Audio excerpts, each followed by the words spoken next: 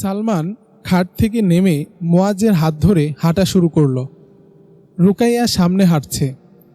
তারা যখন কক্ষের উত্তর পাশের দেয়ালের কাছে গেল তখন রুকাইয়া একটি গোপন সুইচ টিপে দিল। অমনি দেয়ালে অবস্থিত দরজা খুলে গেল। সাথে সাথে সেখানে আবিষ্কৃত হল বিশাল আয়তনের একটি কক্ষ। সালমানের বিস্ময়ের অন্ত রইল না।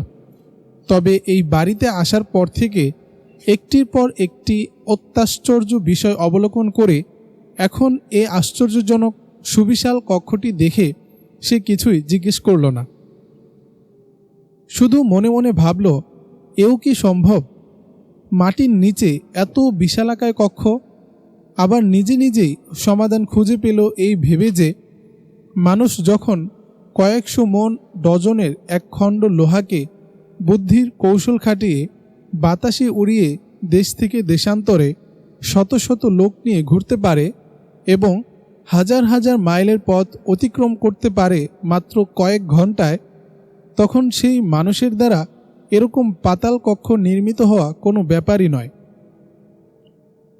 সালমানের এই ভাবলেশহীন অবস্থা দেখে রুকাইয়া হেসে খুন। সে বলল, এখানের আশ্চর্য পর্বের সবেমাত্র শুরু। তা দেখে আপনি স্তম্ভিত হচ্ছেন? সেগুলো দেখলে কি করবেন? সে যাক, আপনাকে আমি এখানকার বিবরণ শোনাচ্ছি এবং বলছি যে ইরাকে যদি গেরিলা যুদ্ধ শুরু হয় তাহলে এখানে কতজন আশ্রয় নিতে পারবে। এখন তুমি এই বাংকার সম্বন্ধে যত অবিশ্বাস্য বর্ণনায় দাও না কেন, তা বিশ্বাস করতে আমার মোটেই কষ্ট হবে না, বলল সালমান। তাই সম্মুখে আর না গেলেও চলবে, কেননা আমার মাথাটা কেমন ঝিমঝিম করছে। রুকাইয়া তাকে বিশাল রুমের পশ্চিম প্রান্তে অবস্থিত ছোট খাটটিতে বসতে বলল। ইতিপূর্বে সালমানের ভাবলেশহীন অবস্থা দেখে যখন সে হাসছিল তখন সালমানের মনে হলো যেন এইমাত্র মেঘের আবরণ ছিন্ন করে দ্বাদশীর চন্দ্র আকাশে উদিত হয়েছে। এতে তার গোলাপি বরণ মুখমণ্ডলের সৌন্দর্য আরও কয়েক গুণ বৃদ্ধি পেয়েছে। ভূগর্ভস্থ এই কক্ষটি যেন বৈদ্যুতিক আলো ছাড়া এই আরব কুমারী সৌন্দর্যের রানীর রূপের আলোতেই আলোকিত হতে পারে। ওই রূপে এমন জাদু মাখা যে সালমানের ইচ্ছা হয় শত জনম চেয়ে থাকে, কিন্তু তাতে এমন তেজ যে সালমান এক পলকের বেশি চাইতে পারে না। তাছাড়া শরীয়তও তাকে ওরকম দেখতে অনুমতিও দেয় না। সালমান রুকাইয়ার কথা মতো খাটের উপর গিয়ে বসল। এবার রুকাইয়া বলতে শুরু করল, এই বাংকারে কমপক্ষে 500 জন লোক থাকতে পারবে। এখানে পানির ট্যাঙ্ক, বিদ্যুৎ সরবরাহের জেনারেটর, এয়ার ফিল্টার, 60 বর্গ মিটারের কমান্ড সেন্টার ছাড়াও বিস্ফোরণের হাত থেকে ইলেকট্রিক্যাল সার্কিট রক্ষা করতে ইলেকট্রোম্যাগনেটিক্স পালস প্রোটেকশন সিস্টেমও রয়েছে। বাংকার থেকে বের হওয়ার জন্য রয়েছে কয়েকটি বিকল্প পথ, যার একটি দজলা নদীর তীরে গিয়ে ঠেকেছে, অপর একটি চলে গেছে বাড়ির গেটে দারোয়ান রুমের তলদেশে, বাকি পথটি গেছে এর চেয়ে তুলনামূলক ছোট অন্য একটি বাংকারে। এই বিকল্প পথগুলি জরুরি অবস্থার জন্য তৈরি। যদি মূল দরজা কখনো অবরুদ্ধ হয়ে যায় তখন এই পথগুলো ব্যবহার করা যাবে। এই দরজাগুলো কেবল ভেতর থেকেই খোলা সম্ভব, তবে ব্যতিক্রম শুধু দজলার তীরেরটা। কেন? সেটাই আবার কি রহস্য, জানতে চাইল সালমান। সেটা ভিতর বাহির উভয় দিক দিয়েই খোলা যায়, বলল রুকাইয়া, যাতে বিপদ মুহূর্তে বাহির থেকেও ভিতরে প্রবেশ করা যায়। রুকাইয়া, তোমাদের এই বাংকার অনেকটা পৌরাণিক গল্প কাহিনীর মতোই, সালমান বলল, যেমন দুর্ভেদ্য তেমন রহস্যময়। রুকাইয়া মৃদু হেসে বলল, তার চেয়েও আশ্চর্যজনক। আমার তো মনে হয় তোমাদের বাংকারের ন্যায় দুর্ভেদ্য বাংকার আর কোথাও নেই, বলল সালমান। আপনার ধারণা সঠিক নয় জনাব, বলল রুকাইয়া। প্রেসিডেন্ট সাদ্দাম হোসেন এরকম 1 ডজনের মতো সুরক্ষিত বাংকার তৈরি করিয়েছেন। অবশ্য তারগুলো আমাদেরটার মতো এত বিস্তৃত নয়।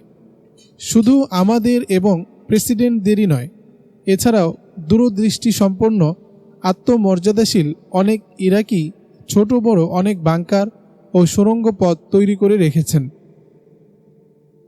সালমান এ সমস্ত দেখে এবং শুনে বলল, আল্লাহ তাআলা এ সকল অকল্পনীয় বিষয়াবলী সম্বন্ধে জ্ঞান অর্জন করাতেই বুঝি আমাকে ইরাক এনেছেন এবং আহত করে এখানে পৌঁছে দিয়েছেন। রুকাইয়া যেন একটা সুযোগ পেয়ে গেল সালমানের এই কথায়, কেননা তার কথাবার্তা এবং চালচলনে রুকাইয়ার কাছে তাকে ইরাকি বলে মনে হচ্ছিল না। সে অনেকবার ভেবেছে সালমানের কাছে তার দেশ সম্বন্ধে প্রশ্ন করবে, কিন্তু সে প্রসঙ্গ বা সুযোগ না আসায় তা জিজ্ঞেস করা হয়নি।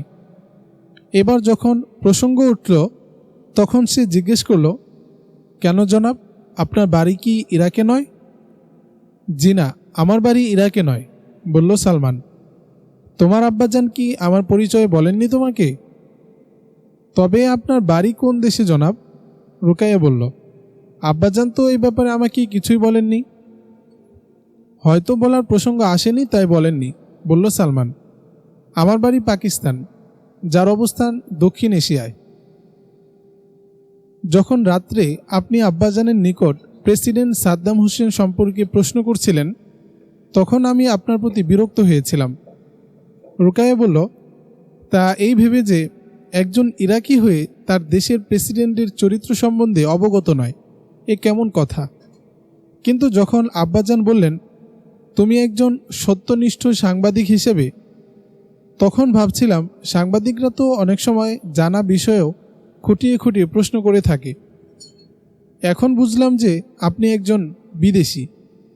অবশ্য ইতিপূর্বেও আপনার ইরাকি হওয়া সম্বন্ধে আমার কিছুটা সন্দেহ ছিল। সে যা হোক, আপনার বাড়ি যখন পাকিস্তান তখন সেখানের অনেক না জানা বিষয় আপনার নিকট জানা যাবে। আপনি কি কষ্ট করে পাকিস্তান সম্বন্ধে আমাকে অবগত করাবেন? কেননা পাকিস্তানের প্রতি আমার হৃদয়ে টইটুম্বুর ভালোবাসা এবং সীমাহীন অনুপ্রেরণা সর্বদা বিরাজমান। রুকাইয়ার কথা শুনে সালমান আশ্চর্যান্বিত হয়ে বলল, কোন কারণে পাকিস্তানের প্রতি তোমার হৃদয় এত টান রুকাইয়া? এজন্য যে মুসলিম বিশ্বের একমাত্র আত্মমর্যাদাশীল দেশ আফগানিস্তানে যখন রাশিয়ার কমিউনিস্ট নরপশুরা আগ্রাসন শুরু করে তখন আফগান মুজাহিদদের সর্বাত্মক সহযোগিতা করেছিল যে দেশটি, সে হলো পাকিস্তান, বলল রুকাইয়া। তাছাড়া এ দেশটি মুসলিম বিশ্বের অহংকারও বটে, কেননা যখন মুসলিম বিশ্বের দেশগুলি সামরিক ও প্রতিরক্ষার দিক দিয়ে পরনির্ভরশীল এবং দুর্বল নিস্তেজ হয়ে ধ্বংসের পথে অগ্রসর হচ্ছিল, ঠিক সে মুহূর্তে এই অনাগ্রসরতা ও দুর্বলতা কাটিয়ে ওঠার জন্য যে দেশটি প্রথম উদ্যোগ গ্রহণ করেছিল সে দেশটির নাম পাকিস্তান। এজন্য উদ্যমী মুসলিম যুব মানুষে হতাশার মাঝেও পাকিস্তান প্রেরণার উৎস হিসেবে কাজ করে।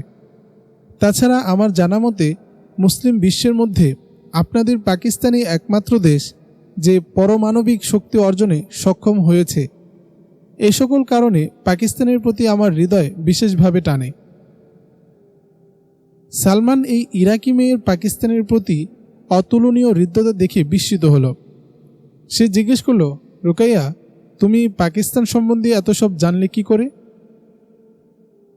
আমি আমার মরহুম দাদাজানের নিকট থেকে এসব জেনেছি, তবে এই সামান্য জানায় আমি পরিতৃপ্ত নই। পাকিস্তান সম্বন্ধে আরও জানার আকাঙ্ক্ষা আমার ছিল, কিন্তু ইতিমধ্যে দাদার ইন্তেকালে তা পূরণ হলো না। আপনি যদি আমার সে তামান্না পূরণ করেন তবে অত্যন্ত খুশি হব।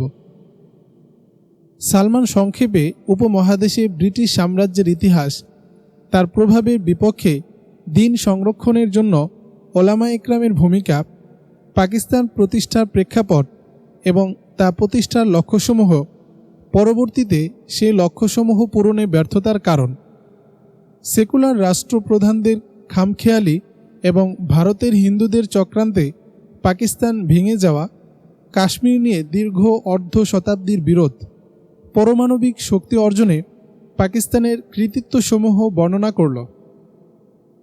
অতঃপর সেখানে ইসলামী শরিয়া আইন বাস্তবায়নের প্রবক্তাদের ও ধর্মনিরপেক্ষবাদীদের মাঝে যে সংঘর্ষ হয়েছিল এবং 1977 খ্রিস্টাব্দের পর থেকে দেশে শরীয়তি আইন প্রবর্তন করা হয় তা আলোচনা করল। রুকাইয়া এই সকল আলোচনা শ্রবণ করে অত্যন্ত আনন্দিত হল। সাথে সাথে একটা মুসলিম রাষ্ট্র ভেঙে দুটুকরো হওয়ায় দুঃখিত হল। রুকাইয়া এবার পুরোপুরিভাবে জানতে পারল সালমান একজন বিদেশি। সে এখানে ক্ষণিকের মেহমান মাত্র, পেশাদার সাংবাদিক। সংবাদ সংগ্রহের জন্য ইরাক এসেছে, যুদ্ধ শেষে চলে যাবে নিজ দেশে পাকিস্তানে। এত কিছু জানা সত্ত্বেও রুকাইয়া কেন যেন তার প্রতি দুর্বল হয়ে পড়ছে। পাকিস্তানের প্রতি তার ভালোবাসার অন্যান্য কারণের মধ্যে নতুন একটা কারণ যোগ হলো, তা হচ্ছে সালমানের দেশ। নিজের মনের অজান্তেই সে সালমানকে ভালোবেসে ফেলেছে। রুকাইয়া ভাবে, কিন্তু কেন এমন হলো? আমি একজন বিদেশিকে কেন ভালোবাসলাম? তাকে কি কোনোদিন আপন করে পাব? আসলে ভালোবাসা এমন এক জিনিস যা মানে না কোনো জাত গোত্র, দেশ বিদেশ, সাদা কালো, ধনী গরিবের ব্যবধান। পাহাড় পর্বতের বাধাও সে অতিক্রম করতে চায় যদি তা সাধ্যে কুলায়। সে ভাবে না সফলতা ব্যর্থতার কথা, পাওয়া না পাওয়ার হিসাব কষতে জানে না প্রকৃত প্রেম। কিন্তু আজকাল আমাদের সমাজে প্রেম ভালোবাসার নামে চলছে কতিপয় উদ্ভট উদ্ভ্রান্ত যুবক যুবতীর বিকৃত মানসিকতার নির্লজ্জ মাতামাতি। প্রেম মানেই যেন এক পাগল আর এক পাগলির হাতে হাত রেখে গলায় গলা মিলিয়ে দিনরাত রাস্তায়, হোটেলে, পার্কে ঘুরে বেড়ানো। ভালোবাসা অর্থই যেন একজোড়া কপত কপতির নির্লজ্জভাবে যত্রতত্র বাকবাকুম করে বেড়ানো। আর চাওয়া পাওয়ার কোনো রকম হেরফের হলেই প্রাণের বান্ধবীর মুখে ভালোবাসার নিদর্শনস্বরূপ অত্যন্ত যত্নের সাথে মেখে দেয়া এক বোতল এসিড। হায়রে প্রেম, হায়রে ভালোবাসা, হায়রে প্রগতিবাদীদের দুর্গতি, তবু কি হুঁশ হবে না? রুকাইয়াকে নিশ্চুপ বসে থাকতে দেখে সালমান বলল, কি হলো? তুমি যে একেবারে চুপটি মেরে গেলে, কোনো কথাই বলছো না যে? সালমানের কথায় রুকাইয়া যেন সম্বিত ফিরে পেল। সে বলল, কই না, মানে আপনি কি যেন বলছিলেন? তার এমন কথায় সালমান ও মুয়াজ একত্রে হেসে দিল। রুকাইয়া তাতে কিছুটা লজ্জা পেল। মুয়াজ বলল, আপু, তুমি পাকিস্তানের কথা শুনতে শুনতে কল্পনায় সেখানে চলে গিয়েছিলে নাকি? মুয়াজের কথা শুনে তারা তিনজনেই হাসতে লাগল। সালমান বলল, আচ্ছা রুকাইয়া, বর্তমানে তোমাদের দেশে যুদ্ধ চলছে। হানাদার জোট বাহিনী ইরাকের 1000 বছরের ঐতিহ্য ধুলোয় মিশিয়ে দিচ্ছে। এমত অবস্থায় তোমার অনুভূতি কি? ইঙ্গো মার্কিন বাহিনী কি তোমাদের দেশ দখল করতে পারবে? দেখুন সালমান সাহেব, আমরা বর্তমানে এক ভয়াবহ জটিল ট্র্যাজেডির মুখোমুখি, বলল রুকাইয়া। ইরাকে যে যুদ্ধ চলছে, সমরশক্তি ও প্রযুক্তি বিবেচনায় এটি একটি অসম যুদ্ধ। অধুনা বিশ্বে যুদ্ধের ইতিহাসে এরকম প্রতিদ্বন্দ্বী হয়তো আর খুঁজে পাওয়া যাবে না। প্রথম মহাযুদ্ধ, দ্বিতীয় মহাযুদ্ধে লড়াইরত দুপক্ষেরই যথেষ্ট সমরশক্তি ছিল। ভিয়েতনাম আফগান যুদ্ধের ক্ষেত্রেও পরিস্থিতি ছিল ভিন্ন। ওই দুটি যুদ্ধে আগ্রাসী শক্তি মার্কিন যুক্তরাষ্ট্র ও সোভিয়েত রাশিয়া হলেও স্বাধীনতাকামীদের পক্ষে ছিল প্রকৃতপক্ষে পরাশক্তিসহ অসংখ্য দেশের প্রত্যক্ষ এবং পরোক্ষ সমর্থন। সে সময় বিশ্বে দুটি পরাশক্তি কেন্দ্রিক ক্ষমতা বলয় থাকায় ভিয়েতনাম যুদ্ধে ভিয়েতকংদের সহায়তায় প্রত্যক্ষভাবে সোভিয়েত রাশিয়া ও চীন এগিয়ে এসেছিল।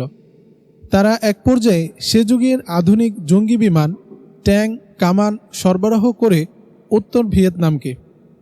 ওইসব সমরাস্ত্র না হলে ভিয়েতকংরা কোনো দিনই মার্কিন যুক্তরাষ্ট্রের সাথে উক্ত যুদ্ধে জয়লাভ করতে পারত না।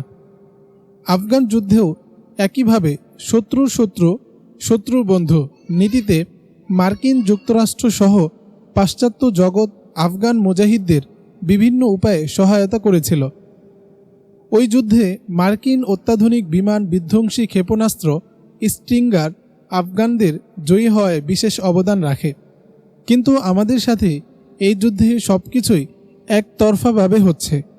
অনেক দেশ আমাদের পক্ষে প্রকাশ্য সমর্থন দিলেও কোনো দেশই প্রত্যক্ষভাবে সমর সরঞ্জাম দিয়ে আমাদের সহায়তায় এগিয়ে আসেনি। একটু থেমে সে আবার বলতে লাগলো, একথা অস্বীকার করা উপায় নেই যে 1991 সালের উপসাগরীয় যুদ্ধের পূর্বে আমাদের সশস্ত্র বাহিনী ছিল পৃথিবীর অন্যতম শক্তিশালী বাহিনী। সে সময় আমাদের সৈন্য সংখ্যা ছিল 10 লাখের উপরে, ট্যাঙ্ক ছিল 5,000-এর চেয়ে বেশি, জঙ্গি বিমান ছিল 1,000-এর মতো। এসব জঙ্গি বিমানের মধ্যে ছিল ফরাসি মিরেজ, সুপার এতনারেদ, রাশিয়ার মিগ-21, মিগ-23, মিগ-24, হিন্দ এর মতো অ্যাটাক হেলিকপ্টার সহ অসংখ্য পরিবহন বিমান। এমনকি ইরাকি বিমান বাহিনী আকাশে জঙ্গি বিমানকে রিফুয়েলিং করার প্রযুক্তিও হস্তগত করেছিল। এছাড়া ক্ষেপণাস্ত্র, বিমান বিধ্বংসী ব্যবস্থা, ইলেকট্রনিক সরঞ্জামাদিতেও ইরাকের অবস্থান ছিল অনেক উঁচুতে।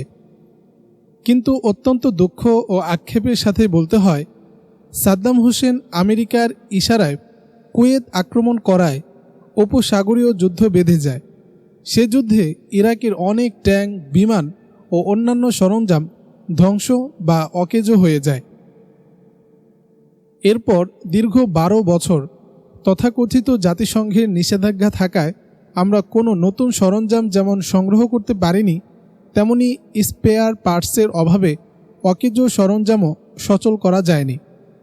তাই এই যুদ্ধে আমাদের বাহিনী কার্যকরভাবে হানাদারদের বিমান আক্রমণ প্রতিহত করতে পারছে না এবং তাদেরকে যুদ্ধে লড়তে হচ্ছে বিমান ও নৌবাহিনীর সহায়তা ছাড়াই। রাডার এয়ারফিল্ড ক্ষতিগ্রস্ত হওয়ায় আমাদের যেসব জঙ্গি বিমান, হেলিকপ্টার আছে সেগুলো এ যাবৎ উড়াতে পারেনি আমাদের বাহিনী। ট্যাঙ্কের ক্ষেত্রেও একই কথা।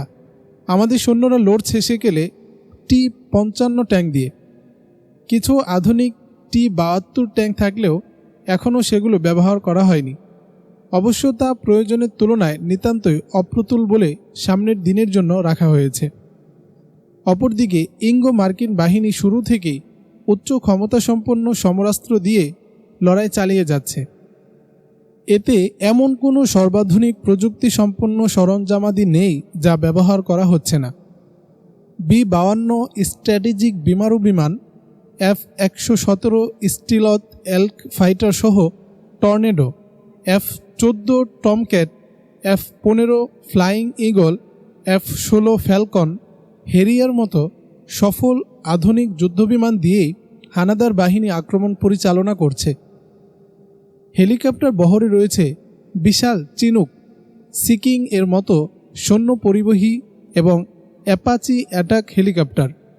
এর সবই বর্তমান বিশ্বের সর্বাধুনিক ভয়ঙ্কর সমর সরঞ্জাম।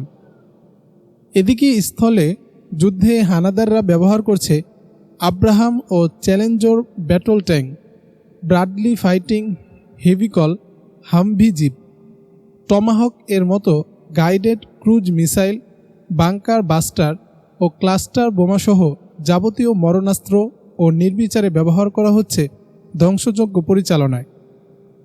এছাড়া স্যাটেলাইট নিয়ন্ত্রিত যুদ্ধ ব্যবস্থায় হানাদাররা মুহূর্তের মধ্যেই জেনে যাচ্ছে আমাদের পরিকল্পনা, সমর সরঞ্জাম ও অবস্থানের কথা। ফলে আমাদের বাহিনী কোনো বড় ধরনের আক্রমণ পরিচালনা করতে পারছে না।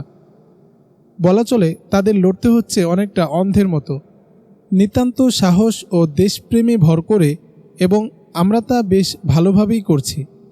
যুদ্ধ এখন চলছে তুমুল বেগে। অকল্পনীয় হাইটেকের সাথে আমাদের বাহিনী যে কিভাবে নোটেক নিয়ে লড়ে যাচ্ছে তা সামরিক বিবেচনায় অপ্রত্যাশিত, বিস্ময়কর না বলে উপায় নেই।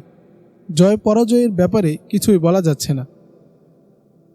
আমাদের শত্রুরা সারা বিশ্বের শান্তিপ্রিয় মানুষের যুদ্ধের বিরুদ্ধে আবেদন নিবেদনকে উপেক্ষা করে সম্পূর্ণ অন্যায়ভাবে নিষিদ্ধ অস্ত্রের ধোঁয়া তুলে আমাদের দেশে হামলা করেছে। এই সভ্যতার মুখোশধারী নিষ্ঠুর নরপিচাসের গোষ্ঠীরা কোনো প্রমাণিত কারণ ছাড়াই আফগানিস্তানে হামলা চালিয়ে দেশটি দখল করে নিল মাত্র কদিন পূর্বে। জনাব সালমান সাহেব, একজন পাকিস্তানি সাংবাদিক হিসেবে আপনি অবশ্য অবগত আছেন আফগানিস্তান দখলের জন্য আমেরিকা সবচেয়ে বেশি সহায়তা কোত্থেকে পেয়েছিল। হ্যাঁ, এক্ষেত্রে নর্দার্ন এলিয়েন্স এর স্বদেশ স্বজাতি বিরোধী গাদ্দাররাই মার্কিনীদের আফগান দখলে মুখ্য ভূমিকা পালন করেছিল। আপনি ঠিক বলেছেন সালমান সাহেব, বলল রুকাইয়া। ইরাকের ব্যাপারেও আমার এই একই আশঙ্কা। ইরাকের কিছু গাদ্দারির কারণেই ইরাক তার স্বাধীনতা হারাবে। আমার বেশি ভয় হয় যুক্তরাষ্ট্র প্রবাসী আইএনসি নেতা আহমেদ চালাবির ব্যাপারে। হয়তো একে ইরাকের হামিদ কারজাই বানাবার জন্যই আমেরিকা দুধকলা দিয়ে পুষছে। হয়তো তাই হবে, বলল সালমান। কিন্তু আল্লাহ না করুন, তোমাদের দেশ যদি আমেরিকা দখল করেই নেয় তখন তুমি কি করবে? তখন আমি মাথায় কাফনের কাপড়ের নেকাব পরে, হাতে শত্রু বিধ্বংসী হাতিয়ার নিয়ে দখলদারদের দখলীয় স্বাদ আস্বাদন করাতে বের হব, বলে চলল রুকাইয়া। ততক্ষণ পর্যন্ত ময়দান ত্যাগ করব না যতক্ষণ পর্যন্ত আমার শরীরে এক বিন্দু রক্ত প্রবাহিত থাকে। জীবন বিলিয়ে দিয়ে প্রমাণ করে দিব যে বাগদাদ তথা ইরাকের পুরুষরা গাদ্দারি করলেও বাগদাদের কন্যারা এখনও সব মরে যায়নি। বলতে বলতে রুকাইয়া উত্তেজিত হয়ে উঠল। তার চেহারা রক্তিম আভা ধারণ করেছে। চোখ থেকে ঠিকরে বের হচ্ছে মার্কিনীদের প্রতি ঘৃণা ও ক্ষোভ। কে বলবে এই মেয়ে কিছুক্ষণ পূর্বে বিদেশি সাংবাদিক সালমানের প্রেমে পড়ে এক দুর্বলতায় ভুগছিল। তার শরীর থরথর করে কাঁপছে। সালমান তাকে বলতে নিষেধ করল না, কারণ তার দেশেই শত্রু হামলা করেছে। তাই তার মনের ভিতর চেপে আছে অনেক ক্ষোভ, অনেক দুঃখ। তা প্রকাশ করলে হয়তো কিছুটা হালকা হবে। সে অবিরাম গতিতে বলে চলল, জালিম বুশ ইরাকিদের চিনতে ভুল করেছে। সে সাদ্দাম উৎখাতের কথা বলে মিথ্যা অভিযোগে ইরাক আক্রমণ করেছে। তার খায়েশ সে আমাদের সকল তেল সম্পদ লুণ্ঠন করে নেবে। আমরাও শপথ করেছি, চোর ডাকু আর লুটেরা লম্পট বুশসহ তার সকল সাঙ্গপাঙ্গদের আমাদের তেলের কূপে ডুবিয়ে মারব। তখন লোভী লুটেরারা বুঝবে ইরাকের তরল স্বর্ণ এর স্বাদ কতটা মজাদার। ধন্যবাদ হে বাগদাদ কন্যা, ধন্যবাদ হে ইরাকি বীর বাহাদুরেরা, ধন্যবাদ তোমাদের দেশপ্রেম, বলল সালমান। আমেরিকা কখনো তোমাদের সাথে পেরে উঠবে না, পারবে না তোমাদের স্বাধীনতার চেতনাকে অবদমন করতে। আমিও তখন তোমার সাথে যুদ্ধে যাব আপু, বলল মুয়াজ। আমিও মার্কিন শয়তানদের কতল করে তেলকূপে নিক্ষেপ করব। সালমান এই ইরাকি তরুণী এবং এই নাবালক ইরাকি বালকের দীপ্ত কঠিন মনোভাব প্রত্যক্ষ করে মনে মনে ভাবল, আজ যদি উম্মার প্রতিটি সদস্য এভাবে শত্রু মিত্র চিহ্নিত করতে পারত এবং শত্রুর মোকাবেলায় হাতিয়ার হাতে নিতে এভাবে সংকল্পবদ্ধ হতো, তবে আর আকাশে বাতাসে মজলুম উম্মার কন্দ্রন রোল ধ্বনিত হতো না। শিশুদের আত্মচিৎকারে আল্লাহর আরশ প্রকম্পিত হয়ে উঠত না। মা বোনের ইজ্জত নিয়ে ছিনিমিনি খেলা চলত না। নতুন বাংকার পরিদর্শন শেষে তারা পূর্বের স্থানে চলে আসলো। মুয়াজ তার সবক আদায়ে মনোনিবেশ করল। রুকাইয়া ঘরে চলে গেল, আর সালমান খাটের উপর শুয়ে মুয়াজের পড়া শুনতে লাগল। রুকাইয়া চলে যাওয়ায় সালমানের মনে হলো ভূগর্ভস্থ কক্ষটি যেন এখন অন্ধকার হয়ে গেছে। যুবকদের মন কাড়ার মতো সকল বৈশিষ্ট্যই যে তার মধ্যে বিদ্যমান আছে তা হয়তো তার জানা নেই। থাকলে মুখ খোলা রেখে এভাবে চলত না। তার পটল চেরা কাজল কালো আখি যুগল শত প্রেমিকের প্রেম পিপাসা নিবারণের জন্য যথেষ্ট। কিন্তু তাতে যখন মার্কিনীদের বিরুদ্ধে ঘৃণা উতলে উঠে, তখন মনে হয় নীল সাগরে প্রলয়ঙ্কারী সাইক্লোন ডেকেছে, যা মার্কিন হানাদারদের রণতরীগুলো ভেঙে চুরে মিসমার করে দিবে। তখন সালমানের কাছে রুকাইয়াকে আরও আকর্ষণীয় লাগে। তার রক্তরাঙা ওষ্ঠদয় যেন ফুটন্ত গোলাপের পাপড়ি সদৃশ, যা অপেক্ষা করছে কোনো ভ্রমরের পরশ পাওয়ার জন্য। সে যখন উত্তেজিত হয়ে মার্কিনীদের বিরুদ্ধে কথা বলছিল, সে সময় তার কপালের উপরিভাগে হালকা ঘাম চিকচিক করছিল। তা দেখে সালমানের মনে হলো যেন কতগুলো মুক্তার দানা ছড়িয়ে আছে পুরো কপাল জুড়ে। সালমান শুয়ে লক্ষ্য করল খাটের পাশে চেয়ারের উপর বড় আকারের একটি বই রাখা। মুয়াজকে বলল বইটি তাকে দেওয়ার জন্য। মুয়াজ বইটি এনে তার হাতে দিয়ে পুনরায় আউযুবিল্লাহি মিনাশ শাইতানির রাজিম বিসমিল্লাহির রহমানির রহিম বলে পড়া শুরু করল। সালমান বইটি হাতে নিয়ে শুয়ে শুয়ে খুলল। অনেক বড় বই এটি, যা শুয়ে পড়তে অসুবিধা হয় সে শোয়া থেকে উঠে বসল। প্রথমে সে বইটির সূচি দেখল। এতে ইরাকের প্রাচীন থেকে নিয়ে বর্তমান পর্যন্ত ইতিহাস ও ঘটনাবলী সন্নিবেশ করা হয়েছে অত্যন্ত সুন্দর ও প্রাঞ্জলভাবে। বাগদাদ সম্বন্ধে বইটিতে লেখা হয়েছে, মুসলমানরা যখন ইরাক জয় করে বাগদাদ তখন উল্লেখযোগ্য কোনো নগরী ছিল না। পারস্য সম্রাট কিসরার রাজত্বকালে দজলা নদীর পশ্চিম তীরে এটি ছোট একটি বসতি ছিল। কথিত আছে পারস্য সম্রাট কিসরা এক প্রতিমা পূজারী কৃতদাসকে জায়গির স্বরূপ এ অঞ্চলটি প্রদান করেন। সেই কৃতদাস যে প্রতিমার পূজা করত তার নাম ছিল বাগ। তাই জায়গির প্রাপ্ত হয়ে সে বলল বাগদাদ, বাগ প্রদত্ত, অর্থাৎ বাগ প্রতিমা আমাকে এ অঞ্চল প্রদান করেছেন। এ কারণে অনেক আলেম বাগদাদ বলতে পছন্দ করতেন না। হজরত ওমর রাদিয়াল্লাহু আনহু এর খেলাফতকালে কুফা এবং বসরার মতো নগরীসমূহ প্রতিষ্ঠা করা হলেও এ অঞ্চল পূর্বের মতোই থেকে যায়। বনু আব্বাসের শাসনামলে খলিফা মনসুর কুফা এবং হাইরার মাঝামাঝি হাশেমিয়া নামে একটি নগরী প্রতিষ্ঠা করেন, কিন্তু রাবেন্দিদের বিদ্রোহের কারণে সেখানে নিজেদের অবস্থান দৃঢ় করতে পারেননি। কুফার বিদ্রোহ তো পূর্ব থেকেই প্রসিদ্ধ ছিল, তাই কুফাকেও দারুল হুকুমত বানানো তার পছন্দ ছিল না। পরিশেষে তিনি কুফা থেকে মুসিল পর্যন্ত ভ্রমণ করে দেখে দজলা নদীর তীরের এই স্থানকে পছন্দ করে বলেন, এই স্থানের একদিকে দজলা নদী অবস্থিত। এখান থেকে এই নদী পথে আমাদের এবং চীন দেশের মাঝে যোগাযোগ স্থাপনে কোনো প্রতিবন্ধকতা নেই। অপরদিকে ফুরাত নদী অবস্থিত। সেখান থেকে সিরিয়া এবং মক্কার সঙ্গে যোগাযোগ রক্ষা করাও সম্ভব হবে। সুতরাং খলিফা মনসুরের সৈন্যবাহিনী দজলা নদীর পশ্চিম তীরে শিবির স্থাপন করে এবং তারই নির্দেশে 140 হিজরিতে বাগদাদ নগরীর নির্মাণ কাজ সম্পন্ন হয়। খলিফা মনসুরি এই নগরীর মদিনাতুস সালাম নামকরণ করেন, কারণ বাগদাদ নামে শিরিকের গন্ধ রয়েছে, যা ইতিপূর্বে উল্লেখ করা হয়েছে। এটাও এক বিস্ময়কর ব্যাপার যে এই মদিনাতুস সালাম নগরী বহু শতাব্দী মুসলিম খলিফাদের রাজধানী ছিল, কিন্তু তাদের একজনেরও এই নগরীতে মৃত্যু হয়নি। শুধুমাত্র বাদশাহ হারুনুর রশিদের পুত্র আমিন সম্পর্কে প্রসিদ্ধ আছে যে তিনি বাগদাদে নিহত হয়েছেন।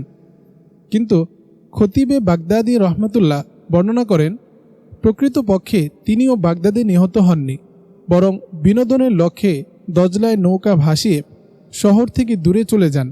সেখানে তাকে বন্দী করে হত্যা করা হয়। ক্রমান্বয়ে বাগদাদ মুসলমানদের সভ্যতা, সংস্কৃতি এবং জ্ঞান বিজ্ঞানের এমন এক কেন্দ্রে পরিণত হয় যে তৎকালীন পৃথিবীতে এর তুলনা মেলা দুষ্কর ছিল।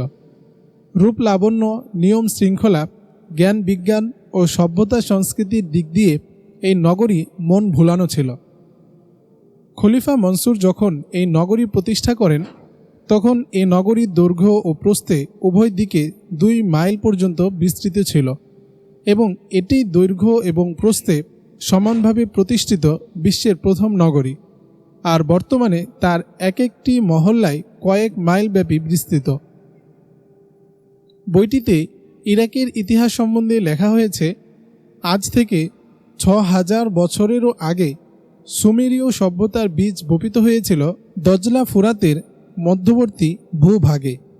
গড়ে উঠেছিল মানব সভ্যতার প্রাচীন চারণক্ষেত্র। ইতিহাসে যা মেসোপটেমীয় সভ্যতা নামে সুবিদিত। মেসোপটেমীয়দের প্রজ্বলিত দীপশিখায় আলোকিত হয়েছিল সারা পৃথিবী। একাধিক সভ্যতার স্ফুরণ ঘটেছে এখানে, ধ্বংস হয়েছে আবার জেগেছে ফিনিক্স পাখির মতো।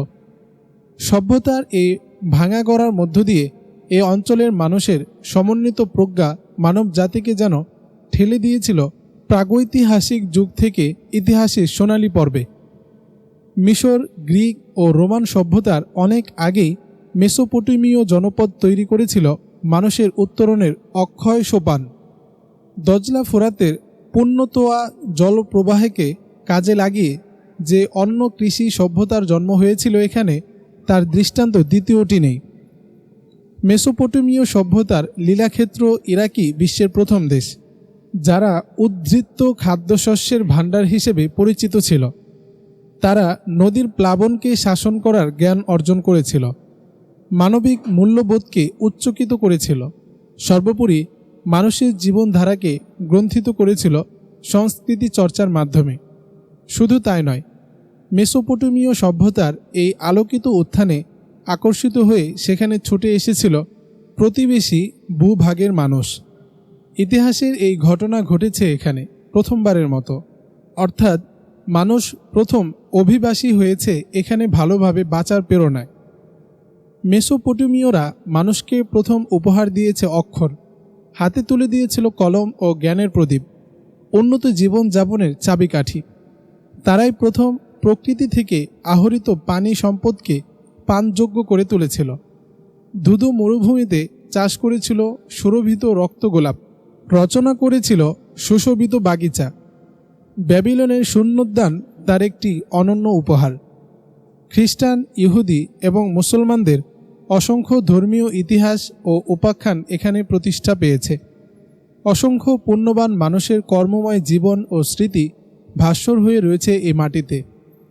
নবী আলাইহিস সালাম, আওলাদে রাসূল সাল্লাল্লাহু আলাইহি ওয়াসাল্লাম, সাহাবায়ে রাসূল সাল্লাল্লাহু আলাইহি ওয়াসাল্লাম, তাবিঈ ও ওলিয়ে কামেল যথাক্রমে হজরত আদম আলাইহিস সালাম, হজরত নূহ আলাইহিস সালাম, হজরত ইব্রাহিম, হজরত ইউনুস, হজরত শীশ, হজরত আইয়ুব, হজরত দানে, হজরত ইউশা ইবনে নুন, হজরত হুদ আলাইহিস সালাম, হজরত সালেহ আলাইহিস সালাম, চতুর্থ খলিফা হজরত আলী রাদিয়াল্লাহু আনহু, ইমামে আকবর হজরত হুসাইন রাদিয়াল্লাহু আনহু, হজরত মুসলিম বিন আকিল রাদিয়াল্লাহু আনহু, হজরত সালমান ফারিসি, হজরত আবদুল্লাহ ইবনে জাবের আনসারি, হজরত আব্বাস, হজরত হুজাইফা, হজরত আবদুল্লাহ ইবনে মাসউদ, হজরত আবদুল্লাহ ইবনে আবি আউফা, হজরত আবদুল্লাহ ইবনুল হারিস, হজরত মুগিনা বিন শোবা, হজরত আবকর, হজরত আসগর, হজরত ইমাম নকি রহমতুল্লাহ, হজরত ইমাম আসকরি রহমতুল্লাহ, হজরত মুসলিম রহমতুল্লাহ, হজরত হানি বিন আরওয়া, হজরত ইমাম মুখতার সাইফি, হজরত ইমাম হুসাইন ও তার ৭২ জন সঙ্গী, বড় পীর হজরত আব্দুল কাদের জিলানি, হজরত ইমাম আবু হানিফা, হজরত ইমাম আবু ইউসুফ, হজরত সৈয়দ ইব্রাহিম রহমতুল্লাহ, হজরত ইমাম শিবলি রহমতুল্লাহ, হজরত ইমাম বাউয়াদ রহমতুল্লাহ, হজরত মুসা কাজিমি, হজরত মারুফে কারখি, হজরত জুনায়েদ বুগদাদি, হজরত সিররি উস-সিক্তি, হজরত জুবাইর রহমতুল্লাহ, হজরত ইমাম গজ্জালি, হজরত বাহলুল দানা রহমতুল্লাহ, হজরত আব্দুল জব্বার জিলানি, হজরত সালেহ বিন আব্দুল কাদের, হজরত মোহাম্মদ বাকের ইবনে আল ইমাম আলী ইবনে আল ইমাম হুসাইন ইবনে আল ইমাম আলী ইবনে আবি তালেব রাদিয়াল্লাহু আনহু, হজরত আবদুল্লাহ আবু আহমদ, হজরত আবদুল্লাহ আবু জাইনব, হজরত মনসুর হাল্লাজ, হজরত শাইখ ফাতেহি কুদ্দুসুল্লাহ সিররুহু, হজরত হাসান আসকরি, হজরত নার্গিস খাতুন আসকারি, হজরত হাকিমা খাতুন আসকারি, হজরত রাবিয়া বুসরি, হজরত ইমাম মোহাম্মদ আল জাওয়ান্ত, হজরত আবু ইউসুফ ইয়াকুব ইবনে ইব্রাহিম ইবনে হাবিব ইবনে জায়েদ ইবনে জাবির ইবনে আবদুল্লাহ আনসারি রাদিয়াল্লাহু আনহু, হজরত আল ইমাম আবু ইউসুফ আল আনসারি, হজরত শায়েখ বশর হাফিজাহুল্লাহ, হজরত কুতুবুল আরিফিন আবু বকর শিবলি, হজরত ওমর সারওয়াদি, হজরত মুস্তা হাসান রহমতুল্লাহ, হজরত হাসান বসরি রহমতুল্লাহ, খলিফা হজরত হারুনুর রশিদ, বীর মুজাহিদ হজরত নুরুদ্দিন জঙ্গি রহমতুল্লাহ, ইতিহাস শ্রেষ্ঠ ক্রুসেড বিজয়ী বীর মুজাহিদ, যার নামে আজও খ্রিস্ট জগতের হৃদকম্পন সৃষ্টি হয়, ইসলামের সেই অতন্দ্র প্রহরী সুলতান সালাউদ্দিন আইয়ুবী রহমতুল্লাহ প্রমুখ সহ আরও বহু পূর্ণ জীবনের স্মৃতি ও তাদের সমাধিসৌধ ইরাকের ইতিহাসকে করেছে গরিমাময়। তাদের থেকে প্রাচীন সভ্যতার জননী ইরাক যুগে যুগে পেয়েছে প্রেরণা, পেয়েছে নব উদ্দীপনা। ইরাকের ইতিহাস পড়তে পড়তে সালমান যখন সালাউদ্দিন আইয়ুবীর নামটি পড়ল, তখন সে চমকিত হয়ে উঠল। এতদিনে সবেমাত্র তার খেয়াল হয়েছে যে সে সুলতান সালাউদ্দিন আইয়ুবীর প্রিয় জন্মস্থান ইরাকে অবস্থান করছে।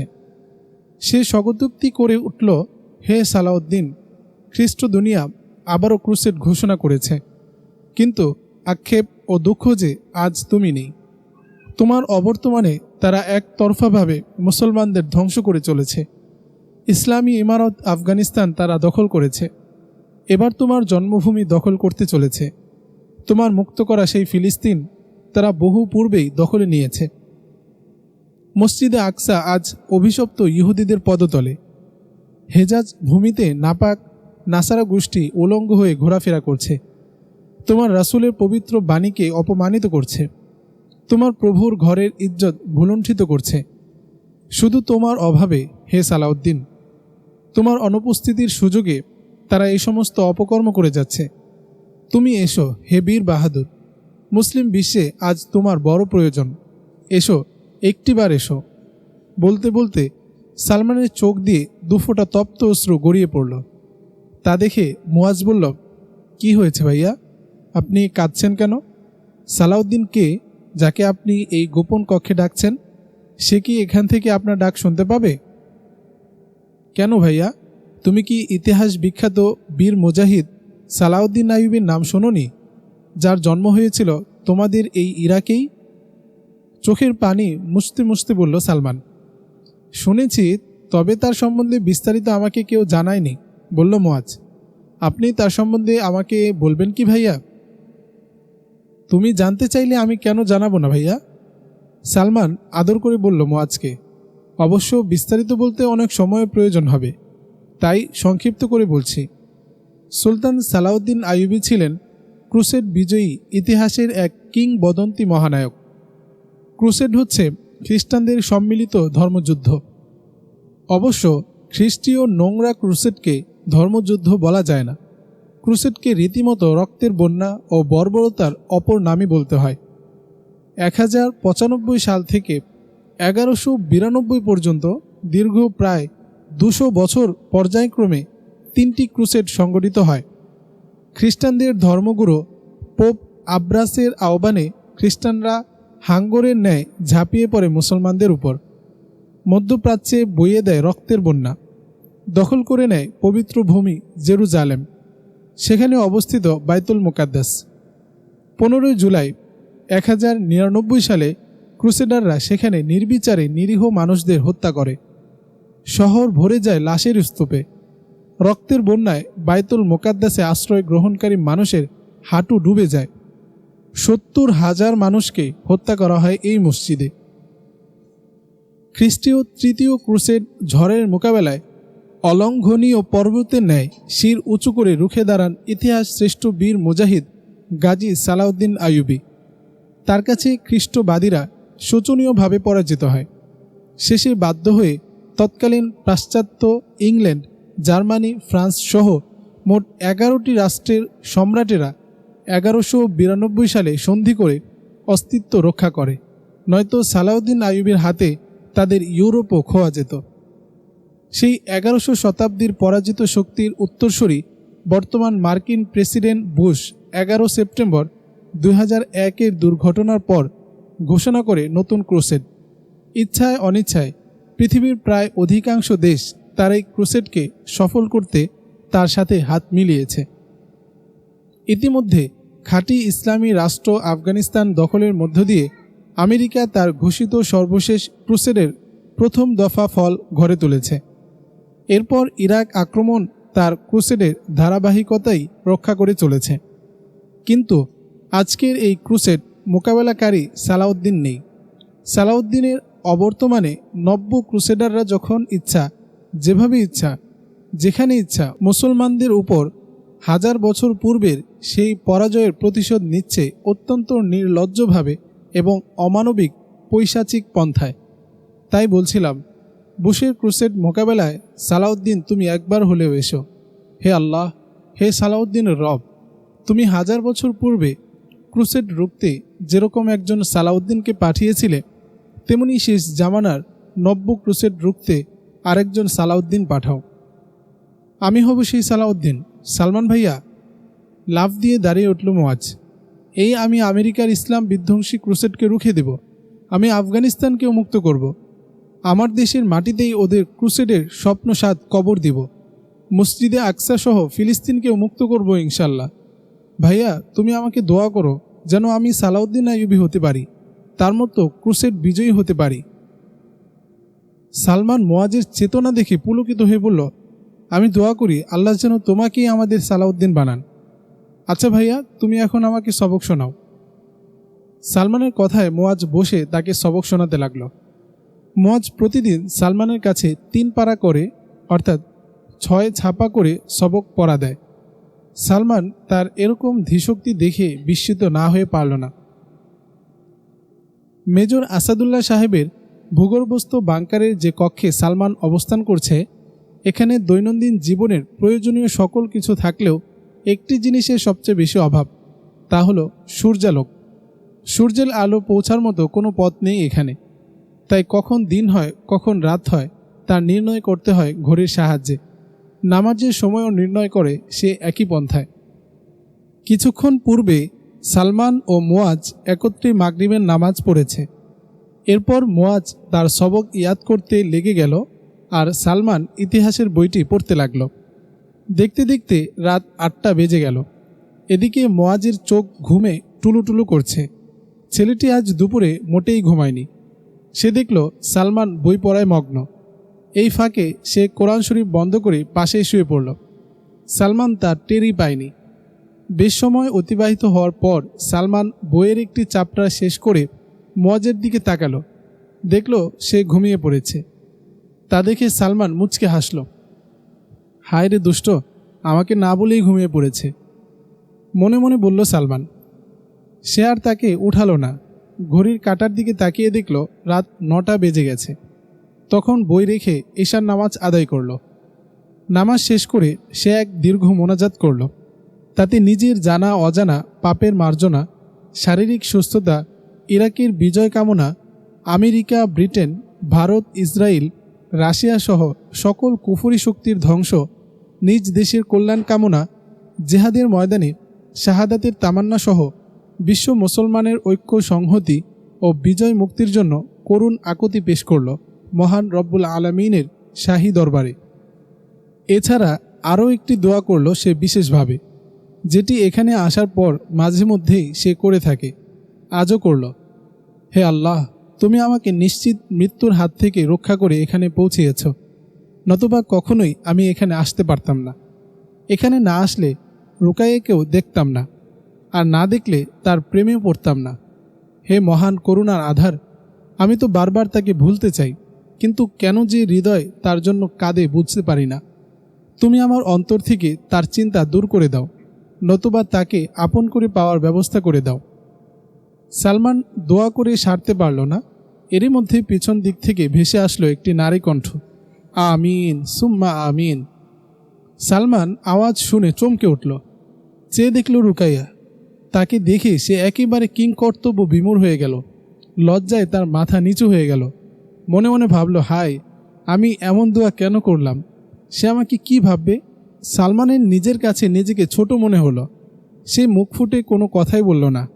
কক্ষব্যাপী কবরের নীরবতা বিরাজ করতে লাগল। অবশেষে রুকাইয়া নীরবতা ভঙ্গ করে সালমানকে লক্ষ্য করে বলে উঠল,